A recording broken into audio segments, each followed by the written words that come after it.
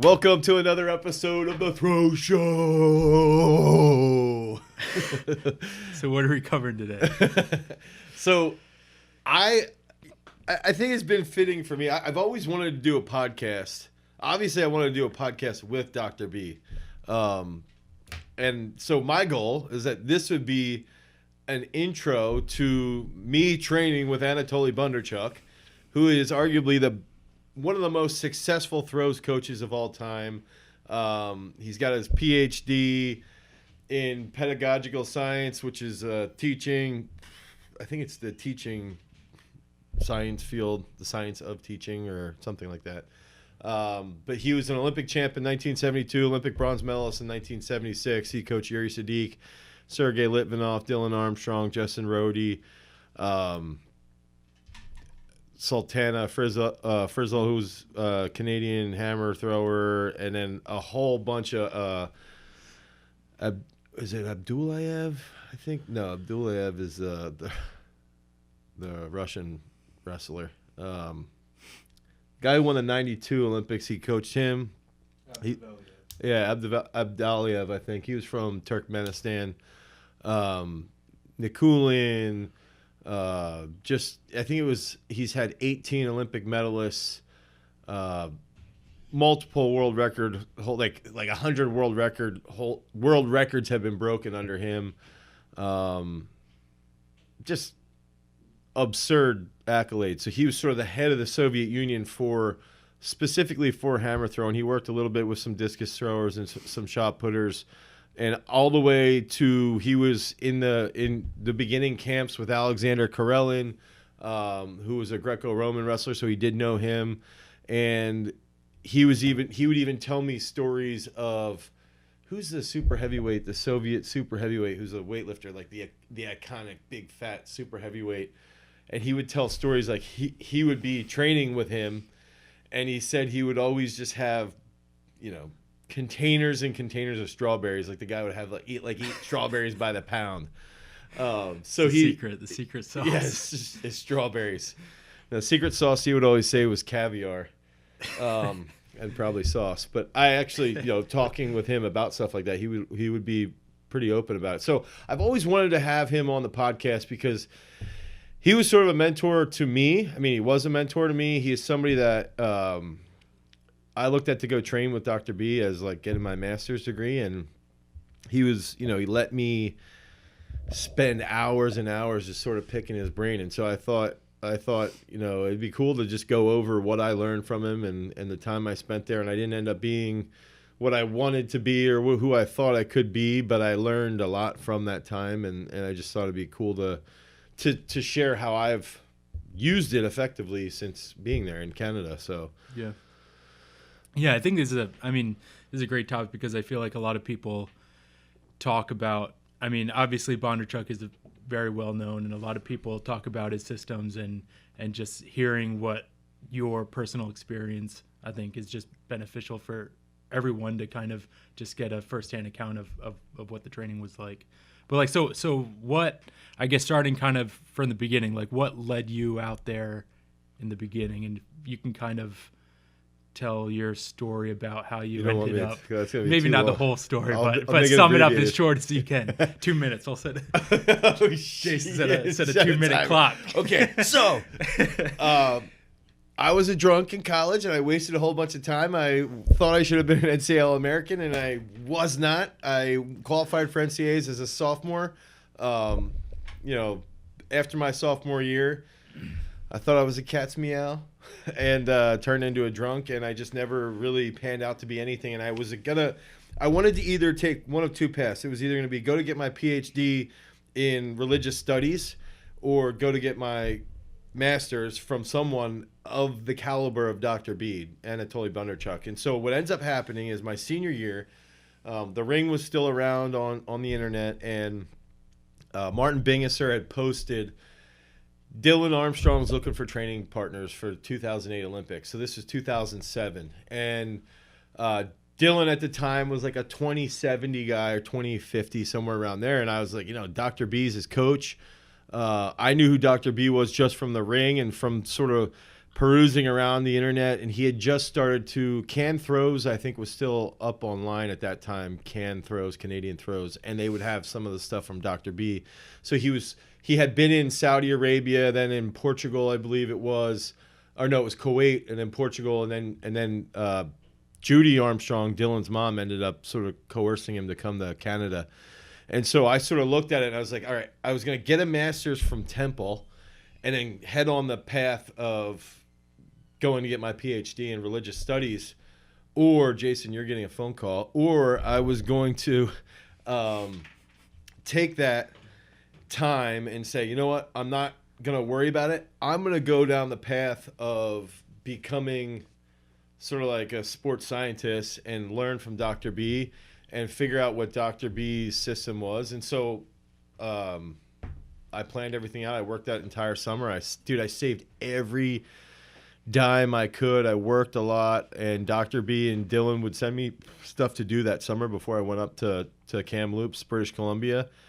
And I didn't even take care of I crossed the border and they're like, what are you doing up here? And Chris was with me. So Chris hitchhiked back after we went to Kamloops. So we drove across Canada with Anton, my dog, who just passed away. And we go to cross the border just north of Glacier National Park in Montana, and they're like, what are you doing? And I should have just said, we're just visiting, but I said, I'm moving to Kamloops. They're like, do you have your papers? I was like, what papers? So long story short, Judy ends up getting me across. I moved to Canada, figure everything out. I get a job. I'm working crazy hours, and my first day with Dr. B, I went into training, and I was like, you know what? I want to be blown away. I want to come out of this training session like I have no idea what to expect. I had no idea. And 2 hours later, I was like, oh my gosh, that's crazy. And then I went back in the afternoon because we train twice a day, and I realized we're doing the exact same workout again to a T. Everything identical to the morning workout. I'm like, well, that's weird. And then the next day when I woke up, I was so sore. I was sore. I remember being sore like inside of my rib cage and being like, oh my gosh, like what, this is crazy. And, essentially that was the rest of my time there. That was the year the Phillies had been to the World Series. That they were in the World Series when I was there. Actually, they didn't win that year. They won the next year, but that's just an offshoot of the story. So it was sort of just, I had no idea what to expect, and that was sort of when I got introduced to what you would call the complex method, or Jason, your battery's low. The complex method, as it's sort of marketing is called with Dr. B, and what his training system is. So that's sort of the long and short of it, I guess, is what I'd say, as far as me being introduced to the whole system. Yeah. So you mentioned Dylan Armstrong was pretty much the main reason why you went out there to be his training partner, but who else was there? Who's training? And tell us a little bit about maybe just the people there and the success or how they performed through the training program, and then maybe we can get into the actual training. Yeah, I think the way I looked at it was almost like, so in fighting, in boxing or in MMA, they call it 8 weeks out. When you're 8 weeks out, that's camp. It's like you got 8 weeks to prep for a fight, and you're not doing anything except for fight preparation. You're obviously preparing before those 8 weeks, but that last 8 weeks is like hardcore for fighting. And that's the way I looked at it for going to train with Dylan. It was like, this is our version of 8 weeks out. So we moved there in September. I moved there in September, and then Beijing was, early August. So I sort of treated it like we're a year out. This is a year of training leading into his preparation. And so everything was geared around pushing Dylan pretty much. Now, the biggest thing to go along with that is that, Dylan at the time, he's 26, 27 years old, and he's just the biggest goofball on the planet. Like, really just like embodies that high school goofball, but like a really good dude. Like, and he's just always one of those guys like, yo, oh my God, what's up, Dane? Like, he's always got like this larger than life personality. My first time I ever met Dylan, He pulled down, and he had this Silverado, big Chevy truck, pulls down, drives into the sector, and it was like a gravel sand sector. And he just starts doing donuts in the middle. I'm looking at this guy like, dude, I just moved here. I've never met him. And he gets out. He's like, what's up, man? How's it going? And Dr. B's just like shaking his head like, dude, what's going on? So Dylan was the larger-than-life personality. And he was, the main guy there, obviously. That's who we were there for. And then it was Jesse Roberts, who Dylan had used to compete against a little bit. And he's a left-handed thrower who was Brian Clay's roommate in college. Brian Clay was Olympic champion in 08, actually won the decathlon, or 04, I think. 08, 04 Chevrolet won the decathlon. And so Jesse had, he's a 20-meter guy, and then Justin Rohde moved up in January of that year.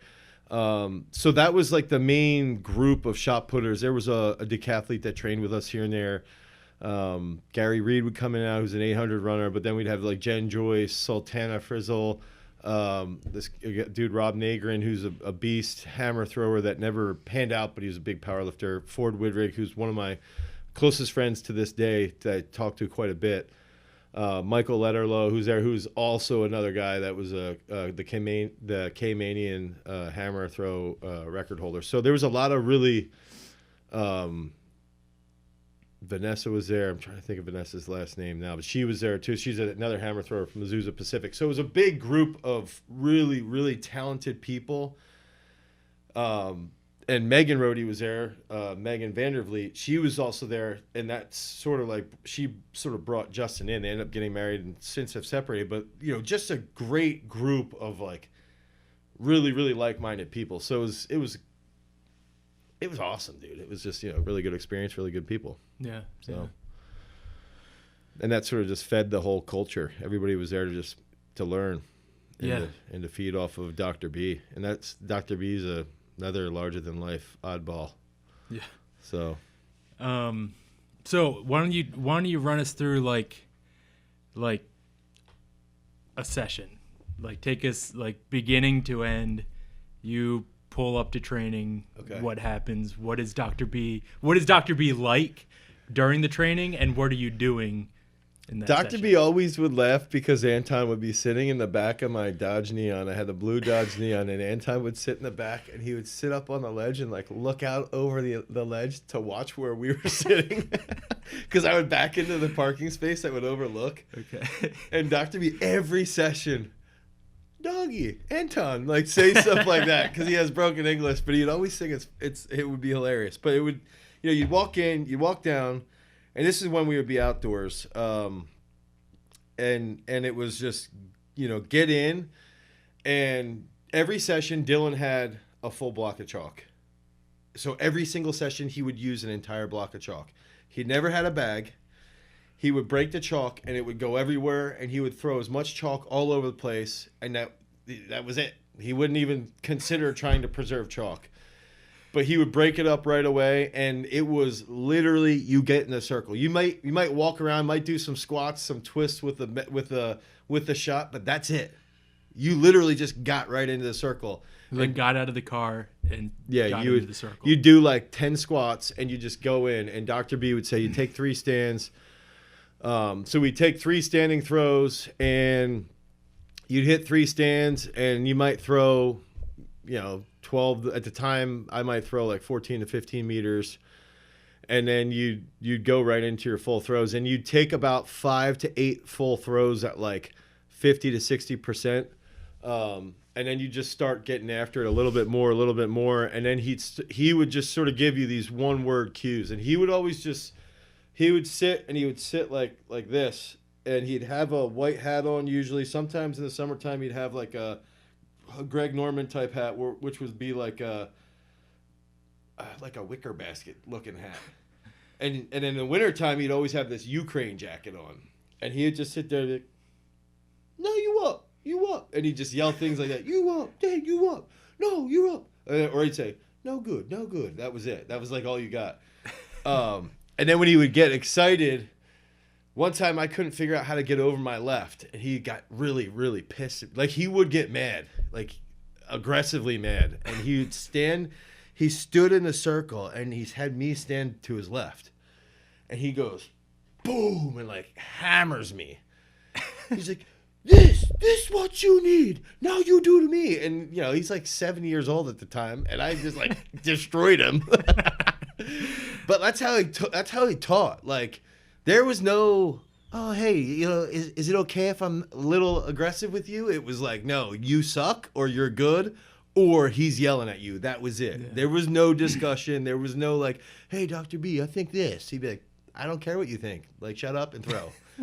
And that would be like the throw session, and it would be 12 to 15 throws with one implement, 10 to 12 throws with another if you were throwing multiple implements. And you'd get right up to the weight room, and you'd go lift, and your lift would be 45 minutes to an hour. And while we would be lifting, the hammer throwers would start to come in if we were indoors. And that's where I spent a lot of time would be like, I'd get done a lift, especially in the afternoon. I would get done a lift in the afternoon, and I would go downstairs and watch him coach, you know, Sultana, Vanessa, Jen, Mike, and Megan, and all of them, Ford, or not Ford, Rob, and I would try and really just see. I watched a lot of hammer throw that year, and to hear his cues and what he would focus on, and I would ask him so many questions that he would give me these like periodization lessons like on the whiteboard, because there was a whiteboard right behind where he'd sit down in the cage, and he would write like, this is Matviev, this is Medvedev, this is Verkhoshansky, this is Bondarchuk, and he would lay out stuff on the whiteboard and what they all believed, and he would always go back to these three. They wear white coats. They always have white coats on. Bondarchuk, he sits here, and it was just, dude, it was stuff that people would kill for this experience. Like it was so good, and being able to train with Dylan, and Jesse was like my older brother, essentially, just like the guy who was always like my mentor, and then Dylan was sort of like, Dane, I want to go do something dumb. Will you come with me? And I would always just tag along. So. And Dylan is the only one that really had money because he was sponsored by Nike and funded well by Athletics Canada. So he was always taking us to, you know, the Chinese buffet, the Indian buffet. We're going to Starbucks. He's buying lunch every day, every single day.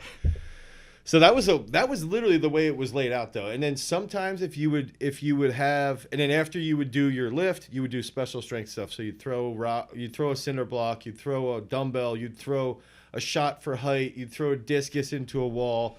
You'd throw a swinging barbell, you'd throw barbells, you'd throw medicine balls, stuff like that. And then if you had an ache or a pain, Dr. B would do like this voodoo thing where he'd rub his butt on your back or something.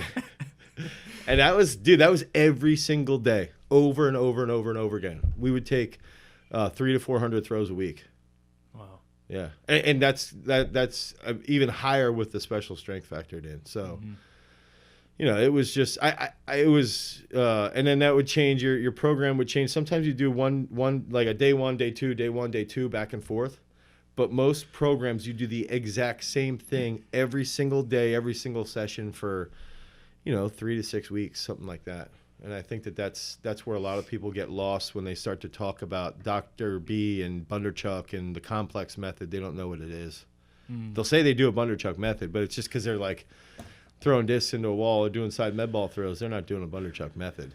Yeah. Like, I would say we're influenced by Bondarchuk, but we're not doing a complex Bondarchuk method type training. Yeah. Do you want to? Well, yeah. I mean, what, like, I don't know. Do you see that often with like people? Like, how do you? Obviously, Bondarchuk is, you know, has largely influenced the throwing community, but right. What do you see as? I guess before we get into your like biggest takeaways, what do you see the impact of Bondarchuk on throwing, just kind of zoomed out right now, I guess? And what's your take on it? I think what's cool for me is that a lot of what Dr. B did, and it was more about his process behind everything. And I think that, like, what he did to us was ingrained, just like getting reps in. There's no magic secret. He was open about everything. He was an open book. I would ask him about the years when Sadiq was on steroids, I would ask him about the years when he was clean, and he would show in his book the years he threw 80 to 81, he's clean. The years he's thrown 85, 86, he's not. Mm-hmm. He would always say, "Oh, no, he eat. No, he eat. These years he eat. Look, he eat. Look." And he would like get mad at me, like, "I get it, dude. You don't have to yell at me." But he was always an open book, and I think that's one thing that sort of has that at least I feel like he's put onto the whole throwing world, is that there's no hidden secret. It's you've got to throw a lot, you've got to be strong, and you've got to have some technical model. And I think indirectly his technical model now is what's impacted people the most. Like, he wasn't the best at getting his model across, but using Justin and using Dylan as like the translators of the goal, like they've done the best. They did the best job of sort of translating that model. Mm-hmm. And I think that's what you see now. And then Tim Nedow, because he did spend quite a bit of time with Justin and with Dr. B and with Dylan. And I think that's where you see he's done a really, he's just done an incredible job with that, is like what his model is, what his work. It all comes back to that work ethic, and it's like that's the thing. Dr. B would show up at training all the time, shot, hammer guys. He'd go home, take a nap. Galena, his wife, would make him lunch, and they'd do it again. Shot, hammer, go home. Galena make dinner, and then they go to bed, and they do the exact same thing every day. And that's that consistency that you need to be an elite thrower too, I believe. Mm-hmm. Yeah. So what would you say is the number one thing you took away from Dr. B? I think there's more than a number one, but I think for me it's being open with your athletes. But I think ultimately it would come back to learning from your athletes and learning that feedback that your athletes are providing and listening to them. And it doesn't mean that you have to listen to them, actually listening to them, but listening to their body, listening to or seeing how they're moving in the circle, seeing how they're lifting, and seeing how they're feeling, and just discussing the big picture thing. And that's the thing with Dr. B too. You could sit there. I've got napkins where he would just draw things like this, and that would be an exercise.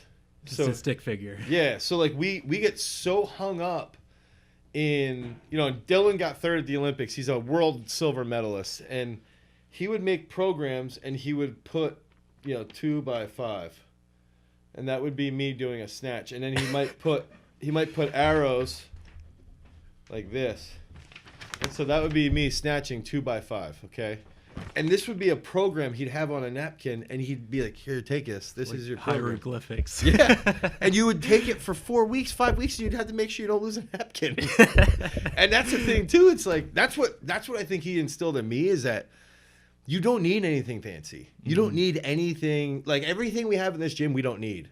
We need like 4 things. We need bumper plates, we need a platform, we need a circle, we need shots. That's it. Yeah. If we have, and a bench press, that's it. You don't need anything else. And he's an Olympic champ. He's trained, Olympic medalist. That's all he ever wanted. And I think that's that simplicity of his program. And I get caught in the weeds with this a lot, where it's like you want to make it so complex. And I have this morning a discussion with my weightlifters where they're like, "Well, 3 out of my 6 days are the same as his."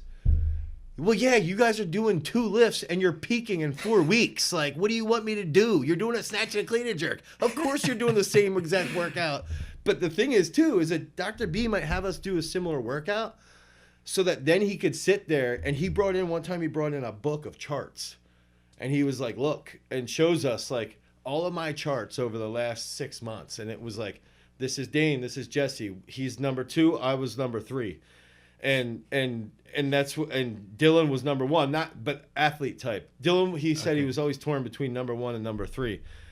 And he would say, there's 3 athletes, maybe 4. This is their reaction to your stimulus, and this is how you learn from them. And that was where I was most fortunate with him, is that he would let me come in and learn from him at his house and interview him. And that's where I think that's the biggest lesson that I got out of him, was you've got to learn from your athletes. You've got to see what they're doing and see how they're reacting to that stimulus that you're providing. See how long it takes. See how they're handling it mentally, physically, whatever it might be, technique-wise, and then prepare that next program for that. And I think that's the biggest thing that I think for me that was the biggest thing, is just being progressive and learning constantly trying to learn and constantly trying to figure out, like, is it the body doing this, or is this their mind doing this adaptation? Is this their mind preventing something from occurring? And I think that it comes back to, with Dr. B, I always just think it's inconsistency. I think his technical model now, you see it in Krauser, and I don't even know if Krauser's influenced by Bondarchuk at all, but Krauser throws the way Dr. B would have coached or coaches, and similar to, Justin, I think, is the one who really sort of brought this to the limelight of, this is arguably the best way to move, and discus throwers like Harding moving that way is very, very similar to what Dr. B taught. But I think it's always goes back to learning, being progressive, and being consistent. Because if you have consistent technique, you have more confidence going into a meet, and you can then peak better. So I think that's ultimately the biggest takeaways that I had, was just learning everything, and always learning. Yeah. So now you don't rate, you do your training and rate your programs how Bondarchuk does. So what things, I guess, actually, let me go back and say that before you ask this. Yeah. Outside of learning the progress and making consistent progress mentally as a coach, having strength that is applied directly to your sport is the most important training aspect. So taking the quality of the sport and targeting the quality that you need to improve that sport in the weight room, that's the second most important thing. And so that special strength, throwing dumbbells, throwing rocks, banded stands that we do, stuff like that, that would be like the second most important thing. So I just wanted to say that before you ask the pointed question. Yeah. So basically, you don't do your training. You don't set up your training like Bondarchuk. I guess basically, why not? And what aspects of Bondarchuk's training do you not really prefer? I think, that's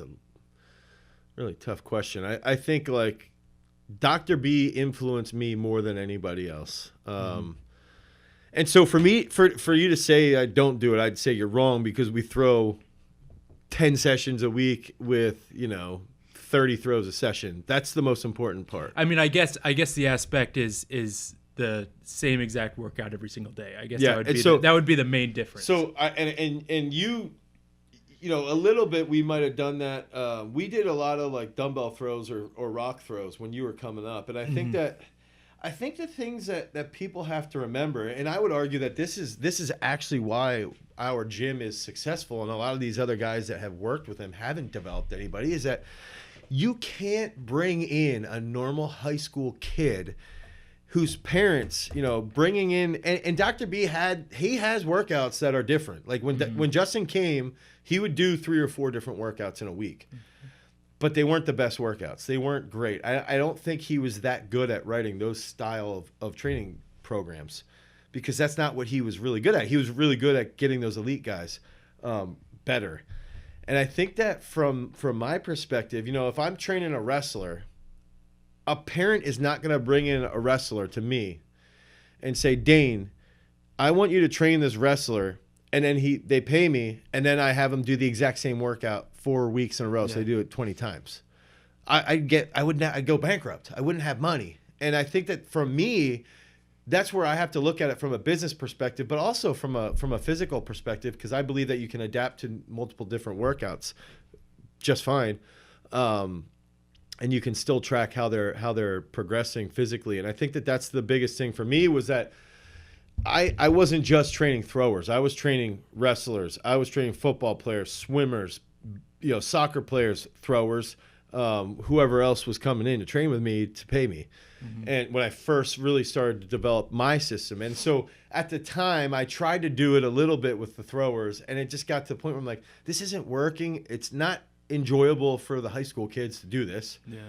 And they're not mature enough to comprehend it. And I'm not mature enough as a coach. I wasn't good enough as a coach to really understand what's going on. I'd only been in his system for a year. Did I spend a lot of time with him and ask him a lot of questions? Absolutely. But I didn't have that global perspective at the time. And I think that that's where, for me, it was more, it just wasn't in my mindset. It wasn't even in my mold. And even when I came back and started to throw again, when I PR'd, I was on my own system. I went back after I PR'd and I worked with Justin for about a year, and I did it again. But I didn't like it. I didn't like how I felt. I didn't like how inconsistent I was. Whereas on the system that I had, I felt good almost all the time. I felt like I could throw money, 90% of the time. So I think that, not that I was that good, but I think that for me, it just came back to what made sense financially for people to keep coming through the door. And it was more about learning from the athletes and then having that applied special strength that we would call it. And that was the most important aspect. And understanding that, there's a lot more factors to the money game in strength and conditioning. And there's a lot more factors to actual sports performance results. Because that's the other thing is for me to get results, it wasn't working. I had to change that up. Yeah. So I think those are the biggest things on my end. And where I was most fortunate is that I had this time with Dr. B. And Adam Nelson paid me for 3 months to coach him, to write him programs, and I failed miserably. I sucked. He was like, I'm not working with you after 3 months. But one thing that Nelson did is that he sent me to Charles Poliquin. And when I went to Charles Poliquin, that's when I really started to sit there with Dr. B.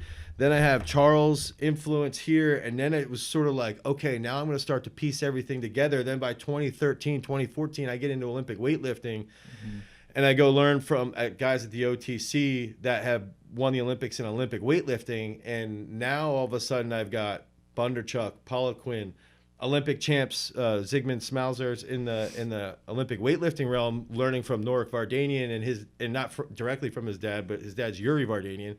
So sort of learning from those different ones and molding it into my system that we have now. And that's where I think that's why Dr. B has created my system, because he taught me to do that. I would have been hesitant. I would have tried to do all these other different things. But what I did is I took all my experiences and formed them into what we have now. Yeah. So it's not like you're just trying to copy what someone else did. You took what you learned intuitively and pieced everything together to basically form your system for how it works for you and how it works for your our business athletes. And for your athletes. Right, yeah. I don't know if it works for our business, but I know it works for athletes. I know for athletes it works really well. Right. But I think what's gotten interesting is like Dr. B would say all the time, my system is good and there's other systems. He would always say that.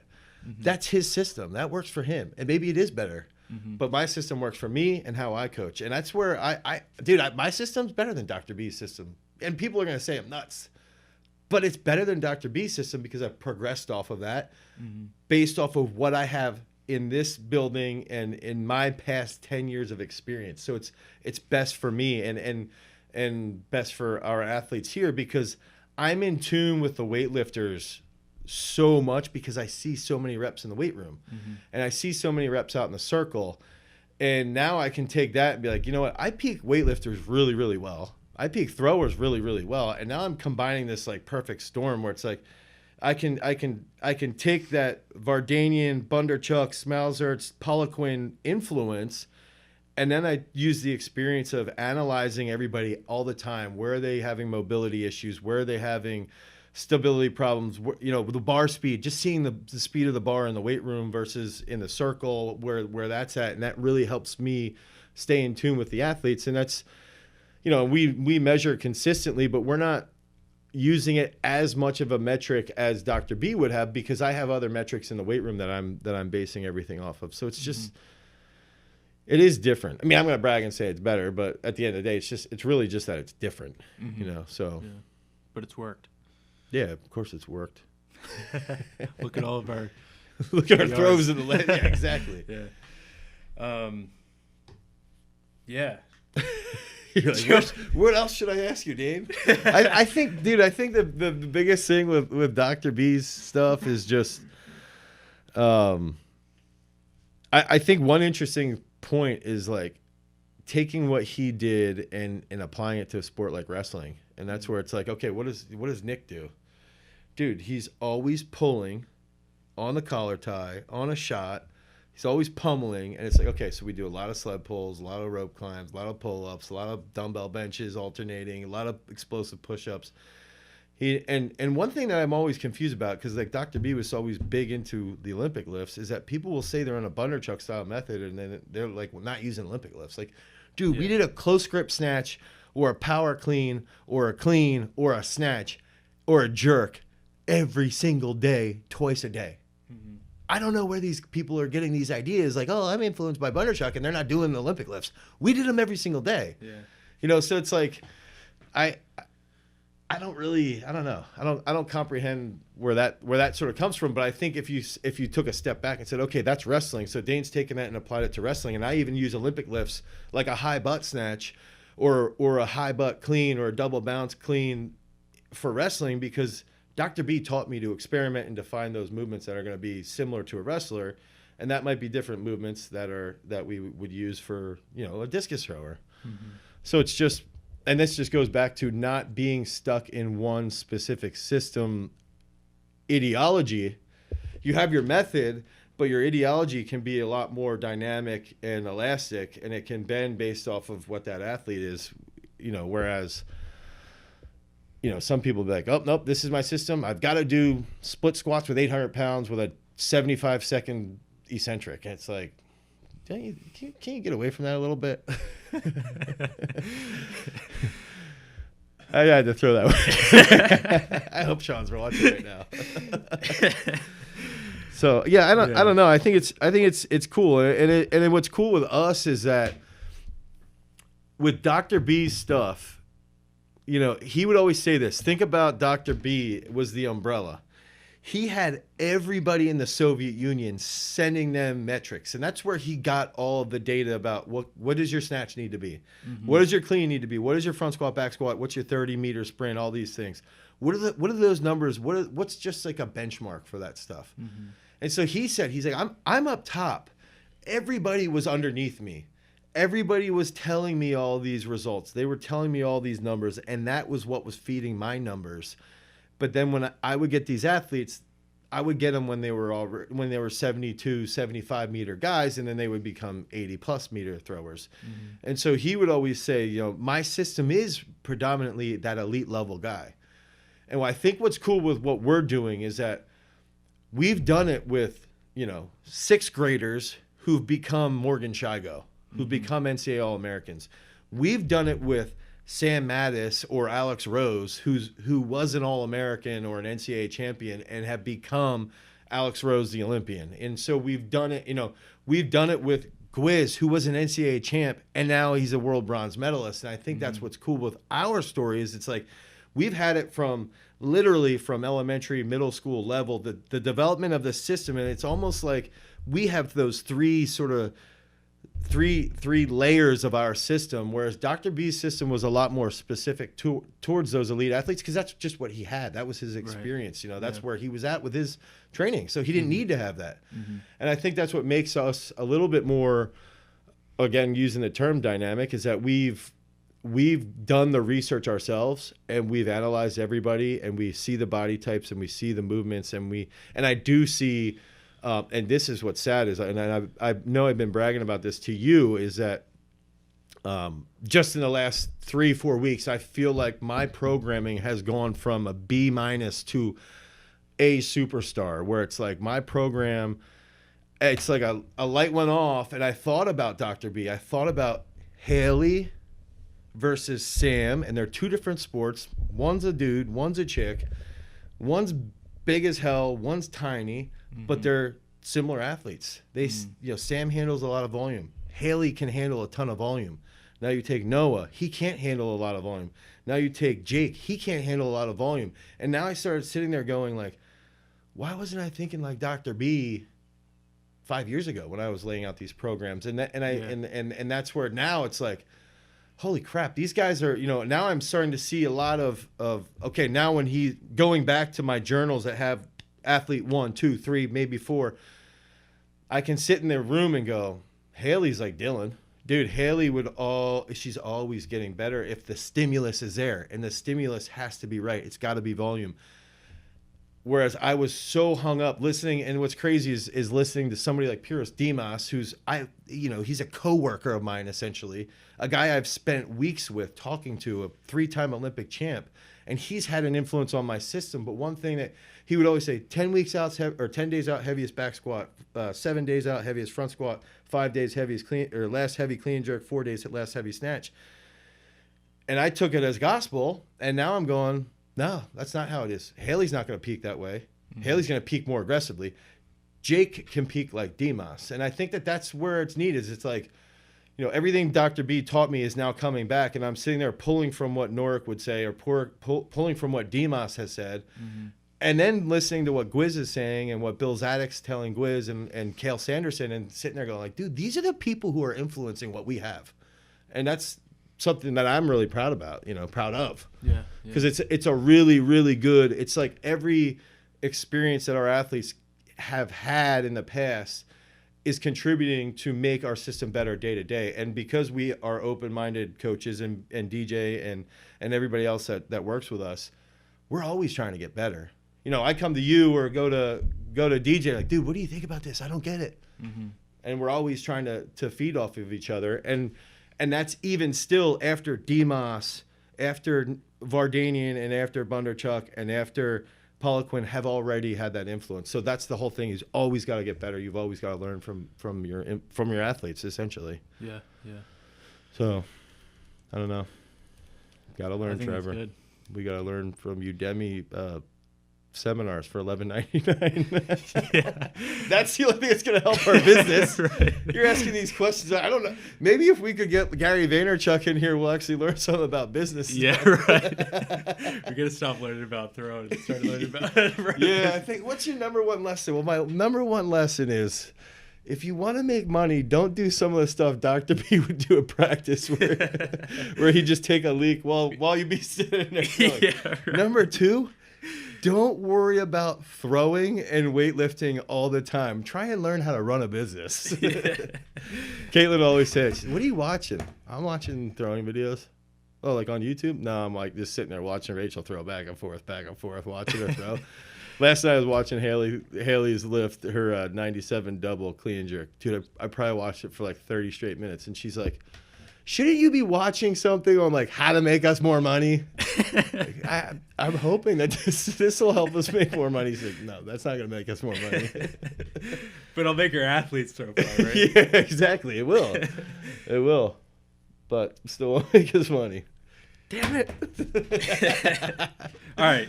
So, Red Hot Minute. Wait. I have a couple for you. Let me well, go. Good, because I don't have any for you. How about I'll go and you got to think of some. Or right. Jason should have to think of some while we do this. Yeah. Maybe, look, I think there's a comment over there, Jason. I looked at it. I don't think that's what it is. Ah, jeez. It's the same comment. Jason's like, nobody watches our stuff. For some reason, we get these videos on on Instagram that have 10,000 views, and then we can't get somebody to watch this. Not anymore. Well, yeah. I think our Instagram's been doing pretty good lately, though. Yeah. Okay, so taking you back to throwing in the ice and the rain, I want to bring this back to original Dr. B stuff. Dumbbell throws in the rain or rock throws in the rain? Am I throwing into a sand pit or a gravel pit? Sand pit. I mean, probably the dumbbell. Okay. Because the rock, like, it's just like bigger, and it just gets the sand all over you. Yeah, that's true. And then you're just a sloppy, gritty mess. The That's dumbbell's frozen. a little bit cleaner. Yeah. Okay. Okay. Technique, and this is going to Throws you. Reese Hoffa or Ryan Krauser? That's tough. I have to go with Krauser. Oh, okay. Just because I think the reason I like Krauser better is because you're able to visualize it a little bit more because his obviously he's way taller, but it just like accentuates everything more. And I think when you watch it, you can get a better sense of because I always Of go what back he's to doing. You can that see what the core fundamental movements are the same, and I think they're very largely the same. And you just did that analysis on YouTube, of Krauser versus Hoffa, and the fundamentals are the same, and especially with like your shoulders and your hips, and then the extremities are longer. So in Krauser, you see a wider sweep than Hoffa, and just visualizing that, I think you can get a better sense of the technique and the technical model with Krauser more than Hoffa. Yeah. So I think that's why I prefer Krauser. That's a good reason. I don't. This is a little lame. Snatch or jerk? Snatch. Okay. Just because I can never jerk. Okay. You get to pick, and this goes back to your background of being an all-star distance runner. You're an Olympic champion. You have to pick the 800 meters or the steeplechase. I mean, the steeplechase is cooler, but 800 is way shorter.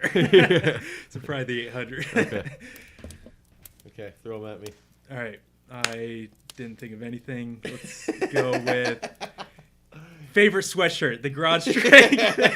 I just go with what I see. That garage strength or this garage strength sweatshirt? Dude, I really like that one, and I don't even know where mine is. Really? Yeah. I think we should bring back like the simpler, like classic garage strength. Joe said that to me. He said because you can see that from so far away. Yeah. It's such like a stamp. Yeah. It's a good stamp.